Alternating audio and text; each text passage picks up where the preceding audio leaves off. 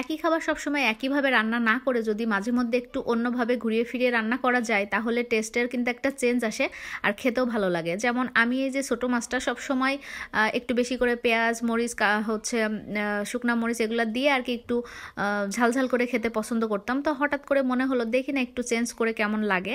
তো আমি হচ্ছে লাউয়ের পাতা নিয়ে এসেছিলাম, টাটকা লাউয়ের পাতা দেখে মনে হলো একটু পাতুরি তৈরি করি, যেভাবে ইলিশ বা হচ্ছে ভেটকি মাছ দিয়ে করা হয়, চিংড়ি দিয়ে করা হয়। তো ছোটো মাছ দিয়ে পাতুরিটা করে দেখি তো কেমন লাগে। তো যেই কথা সেই কাজ, এখানে আমার নারিকেল ছিল ফ্রিজে, নারিকেল বার করে নিছি আর সব রকমের মশলা অল্প অল্প করে দিয়ে একটু পেঁয়াজটা বাড়ায় মরিচটা বাড়ায় দিয়ে এখানে আমি হচ্ছে লাউ পাতার মধ্যে দিয়ে পাতুরি তৈরি করে নিচ্ছি। আর ছোটো মাছের পাতুরি বলে যে খেতে মজা হবে না তা কিন্তু না, এটা কিন্তু খেতে অনেক মজা হয়। আমি এর আগেও কয়েকবার তৈরি করেছি, তো আমার কাছে ভালো লেগেছে বিধায় আমি আবারও তৈরি করে নিচ্ছি।